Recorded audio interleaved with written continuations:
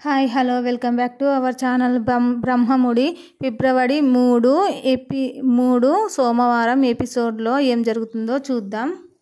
అపర్ణ అంటుంది, రాజ్ కావ్యను నువ్వు ఆస్తులని డాలర్లలోకి మార్చుతున్నావని మాకు తెలియదు అనుకుంటున్నావా అని రాజ్ కావ్యల మీదనైతే అపర్ణ ఫైర్ అవుతుంది. రాజు ఎవరికో కాల్ చేసి వీసా కావాలని, తన భార్యకు పాస్పోర్ట్ కావాలని అడుగుతాడు. ఇదంతా విన్న రుద్రాని వీళ్ళు ఇంటిని ఉన్నదంతా ఊడ్చేసి విదేశాల్లో సెటిల్ అవ్వాలని అనుకుంటున్నారని, చిచ్చు పెట్టేందుకు సిద్ధమవుతున్నారని అపర్ణ అనుకుంటుంది. ఏంటి రూమ్లోకి వెళ్ళేసరికి 30 రోజుల్లో బుక్ చదువుతుంది ఎందుకు అని అడిగితే, మీటింగ్స్లో మాట్లాడాలి కదా, ఇంగ్లీష్ రావాలి కదా అంటుంది.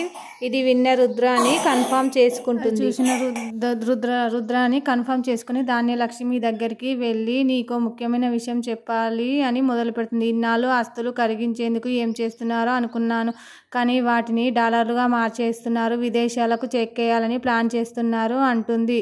నన్ను బకరాని చెయ్యకు, నీ పని నువ్వు చూసుకో అని షాక్ ఇస్తుంది ధాన్యలక్ష్మి. ఇంతలోనే ఏం జరుగుతుందంటే, కళ్యాణ్ రాసిన పాటను చూసి రైటర్ మెచ్చుకుంటాడు. ఇంతలో మ్యూజిక్ డైరెక్టర్ రావడంతో, మీకు కావాల్సిన పాట ఇదిగో అని ఇస్తాడు. అది చూసి మ్యూజిక్ డైరెక్టరు, ఇది మీరే రాశారా అంటే, అవును, యూత్ కోసం స్టైల్ మార్చానంటాడు. రైటర్ వెళ్ళిపోతుండగా వెనుకే వెళ్ళిన కళ్యాణ్, పాటలో కొన్ని మార్పులు చేర్పులు చెప్తాను, ఇది నువ్వే రాశావు అని నాకు తెలుసు, త్వరలోనే కలిసి పనిచేద్దాం అని మ్యూజిక్ డైరెక్టర్ కళ్యాణ్కి గుడ్ బై చెప్పి న్యూస్ చెప్పి వెళ్ళిపోతాడు. డాక్యుమెంట్స్ తీసుకొని ఏజెంట్ రావడంతో, నేను చెప్పింది నిజమే కదా ధాన్యలక్ష్మి అని గొడవ మొదలు పెడుతుంది రుద్రాని. వాళ్ళు మూలాలు మర్చిపోయి లేనిపోని అనుమానాలు సృష్టించవద్దంటాడు సుభాష్. మీరంతా సెటిల్ అవ్వాలని, మిగిలిన వాళ్ళు ఏమైనా పర్వాలేదా అని రుద్రాని నిలదీస్తుంది రాజ్ కావ్య.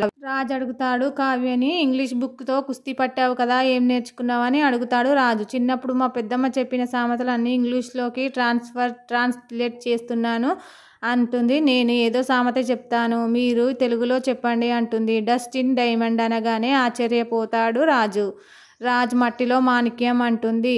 దయచేసి ఇలాంటి సామెతలు ఇంగ్లీష్లో చెప్పకు నాకు అంటాడు రాజు.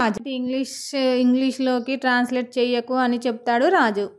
పాస్పోర్ట్ వీసా కోసం ఏజెంట్ ఫోన్ చేస్తే ఆ డాక్యుమెంట్స్ తీసుకునేందుకు ఇంటికి రమ్మని రాజ్ అంటాడు. మనం ఆఫీస్కు వెళ్తున్నాం కదా, అక్కడికే రమ్మని చెప్పండి అంటుంది కావ్య. మనం ఆఫీస్ నుంచి బ్యాంకుకి వెళ్తాం కదా, అందుకే ఇక్కడకు రమ్మన్నాను అనగానే సరే అంటుంది కావ్య. ఆ డాక్యుమెంట్స్ స్వప్నకి ఇచ్చేసి ఏజెంట్కి ఇమ్మని చెప్పి వెళ్ళిపోతారు రాజ్ కావ్యలైతే.